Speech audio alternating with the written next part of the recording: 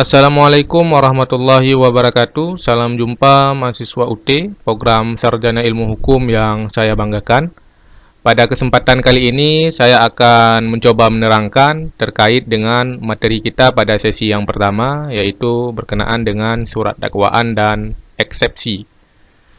Secara definisi, surat dakwaan merupakan surat yang dibuat oleh jaksa penuntut umum berdasarkan berita acara pemeriksaan yang dibuat oleh penyidik pada tingkat kepolisian. Nah, secara legal formal, surat dakwaan ini diatur di dalam pasal 140 ayat 1 KUHP, yang mana diterangkan bahwasanya jaksa penuntut umum dapat membuat surat dakwaan apabila jaksa penuntut umum berpendapat bahwa perkara yang ditanganinya dapat dilakukan penuntutan. Selain pasal tersebut, terdapat pasal 143 ayat 1 KUHP. Adapun secara fungsinya, surat dakwaan ini secara fungsi dapat diklasifikasikan menjadi 3. Yang pertama itu bagi pengadilan. Bagi pengadilan, dakwaan ini berfungsi sebagai dasar pertimbangan oleh hakim dalam pengambilan keputusan. Kemudian fungsi yang kedua yaitu bagi jaksa penuntut umum sebagai dasar dalam pembuktian tindak pidana yang dilakukan oleh terdakwa. Kemudian fungsi yang ketiga adalah fungsi terhadap terdakwa sendiri, yaitu sebagai dasar untuk mempersiapkan pledoi ataupun sebagai dasar untuk mempersiapkan pembelaan. Nah, berdasarkan hal tersebut, surat dakwaan ini merupakan awal dari proses persidangan sistem peradilan pidana kita di Indonesia. Nah, dalam surat dakwaan ini terdapat syarat-syarat yang harus dipenuhi. Yaitu terdapat 2 syarat. Yang pertama itu ada syarat formil dan yang kedua ada syarat material. Adapun syarat formil yang harus terpenuhi dalam suatu surat dakwaan, yaitu memuat identitas terdakwa. Ini dapat dilihat pada surat dakwaan yang saya tampilkan. Ada nama lengkap, tempat lahir, umur, jenis kelamin, kebangsaan, tempat tinggal, agama, pekerjaan, dan pendidikan. Nah, selain identitas terdakwa, hal lain yang harus terpenuhi yaitu berkaitan dengan tanggal.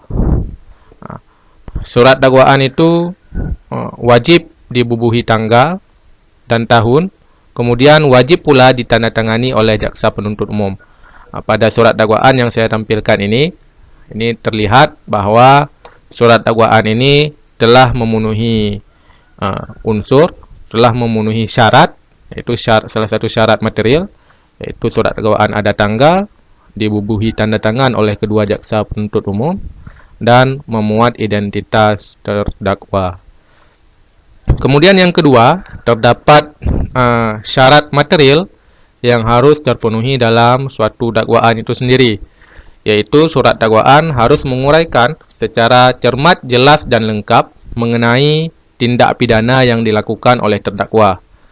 Selain itu, juga surat dakwaan harus menguraikan tempus dan locus delicti. Tempus merupakan waktu dilakukan tindak pidana, sedangkan locus merupakan tempat dilakukan tindak pidana. Di dalam perkara ini, yang menjadi kasus posisinya adalah ini perkara aborsi yang dilakukan oleh terdakwa bernama Al-Safir alias AL, yang mana tempusnya ini terjadi pada hari Jumat tanggal 8 Juni 2018 sekira pukul 3.00 pagi waktu Indonesia bagian Barat. Ini merupakan bagian daripada tempus delicti. Kemudian yang kedua, secara material, surat dakwaan harus memuat lokus atau tempat kejadian tindak pidana dilakukan. Dalam dakwaan ini, tindak pidana dilakukan di Hotel Guna-Guna, itu di Jalan Anggrek Emas, nomor 202, Condong Catur, Kecamatan Depok, Kabupaten Sleman, Daerah Istimewa Yogyakarta. Kemudian terakhir, setelah diuraikan ini, jaksa penuntut umum menerangkan bahwa tempus ataupun lokus tindak pidana yang dilakukan oleh terdakwa ini termasuk ke dalam kewenangan relatif Pengadilan Negeri Sleman. Artinya Pengadilan Negeri Sleman berwenang untuk mengadili perkara yang dihadapkan padanya ini, atau perkara Al-Safir ini dalam tindak pidana aborsi. Nah, selain tempus dan lokus yang menjadi syarat material suatu surat dakwaan juga harus menguraikan secara cermat, jelas dan lengkap mengenai tindak pidana yang dilakukan, mulai tindak pidana itu dilakukan sampai berakhirnya tindak pidana itu dilakukan. Nah, ini dapat dilihat uraiannya, mulai dari bagaimana tindak pidana itu dilakukan oleh terdakwa, kemudian bagaimana tindak pidana itu berakhir.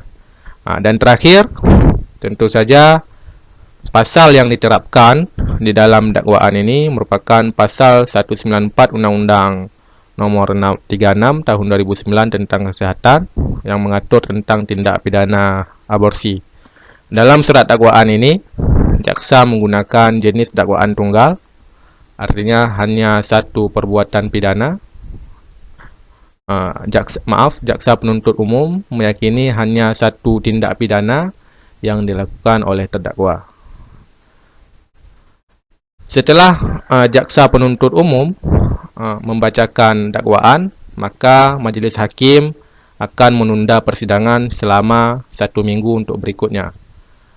Dan hak yang diberikan kepada terdakwa adalah untuk membantah surat dakwaan ini, atau dikenal dengan istilah eksepsi. Eksepsi sendiri diatur di dalam pasal 156 KUHP. Setidaknya terdapat 3 materi eksepsi. Yang pertama adalah kewenangan peradilan dalam mengadili perkara. Yang kedua merupakan dakwaan tidak dapat diterima. Yang ketiga adalah dakwaan itu harus dibatalkan. Nah, berkaitan dengan yang pertama, yaitu kewenangan pengadilan tidak dapat mengadili, itu merupakan hal yang menyangkut dengan kewenangan relatif pengadilan. Biasanya menyangkut dengan lokus tindak pidana itu dilakukan. Apakah tindak pidana itu dilakukan di dalam wilayah hukum pengadilan negeri bersangkutan atau tidak. Kemudian yang kedua berkaitan dengan surat dakwaan. Apabila surat dakwaan tidak memuat identitas terdakwa, kemudian tidak ditandatangani dan tidak bertanggal, serta tidak memuat tempus, lokus, dan tidak menguraikan secara cermat, jelas, dan lengkap mengenai uraian tindak pidana, maka secara syarat formil dan material, surat dakwaan tersebut batal demi hukum. Eksepsi merupakan hak terdakwa yang dapat diajukan oleh penasihat hukumnya ataupun dalam hal terdakwa itu sendiri. Mungkin ini saja penjelasan singkat mengenai materi pertama kita berkenaan dengan surat dakwaan dan eksepsi. Sekian, terima kasih. Assalamualaikum warahmatullahi wabarakatuh.